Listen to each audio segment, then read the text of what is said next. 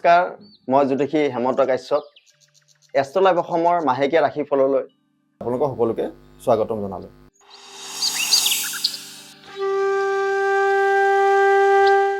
এইবাৰ আহিলোঁ মই ডিচেম্বৰ মাহৰ বৃশ্চিক ৰাশিৰ মাহটোৰ ৰাশিফলৰ ফলদানৰ বিষয়ে ক'ম। বৃশ্চিক ৰাশিৰ জাতক জাতিকাসকলৰ বাবে এই মাহটোৰ যথেষ্ট প্ৰতাৰণাৰ ভয় আছে। তো আপোনালোকে প্ৰতাৰিত হ'ব পাৰে, তো সাৱধান থাকিব। বন্ধু লাভ আছে, কৰ্মত লাভৱান হ'ব, কিন্তু বুদ্ধি নাশ হ'ব এই মাহত আপোনালোকৰ। প্ৰতিযোগিতা বোলা বস্তুটোত আপোনালোকৰ যথেষ্ট শুভ হ'ব।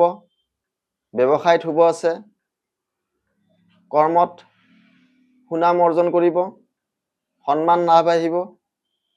ভ্ৰমণৰ ক্ষেত্ৰত কিন্তু বাধা দেখা পাই আছোঁ। ভাতৃৰ লগত মনোমালিন্য আহিব পাৰে বা বিৰোধতা আহিব পাৰে। সমস্যাসমূহৰ সমাধান হ'ব, কিন্তু এই মাহত আপোনালোকৰ আঘাতপ্ৰাপ্তিৰ যোগ আছে, তো অলপ সতৰ্ক হৈ চলিব। প্ৰেমৰ ক্ষেত্ৰত এই মাহটো যথেষ্ট শুভদায়ক। এই মাহত আপোনালোকৰ যদি পুৰণি সা সম্পত্তি আছে, সেই সম্পত্তিসমূহ আপোনালোকৰ মাজলৈ আহিব পাৰে। তাৰ পৰা আপোনালোকৰ লাভান্বিত হ'ব পাৰে। কৰ্মত যথেষ্ট উন্নতি আছে, আৰু এই মাহত স্থান পৰিৱৰ্তনো আছে। এই মাহটোত আপোনালোকৰ স্থান পৰিৱৰ্তন হ'ব পাৰে। সম্পত্তি লাভ হ'ব, আৰু উদ্যোগীসকলৰ কাৰণে এই মাহটো যথেষ্ট শুভদায়ক। কিন্তু এই মাহত আপোনালোকৰ শত্ৰু বৃদ্ধি হ'ব পাৰে। এই মাহত এটা পূৰ্ণিমা আৰু এটা অমাৱস্যা আছে। যিসকলৰ চন্দ্ৰপাত পীড়িত হৈ আছে, সেইসকলে যদি পূৰ্ণিমা নিশি পালন কৰে, তে চন্দ্ৰৰ যি অশুভ দোষ, সেই দোষৰ পৰা খণ্ডন হ'ব।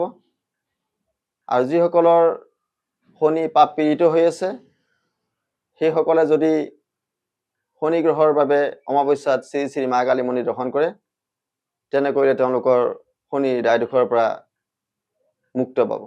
ধন্যবাদ।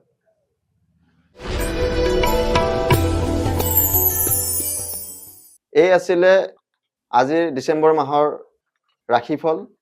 এতিয়া মই জ্যোতিষী হেমন্ত কাশ্যপে এষ্ট্ৰলাইভ অসমৰ মাহেকীয়া ৰাশিফলৰ পৰা বিদায় মাগিছোঁ। আপোনালোকৰ দিনবোৰ শুভ হওক। ধন্যবাদ।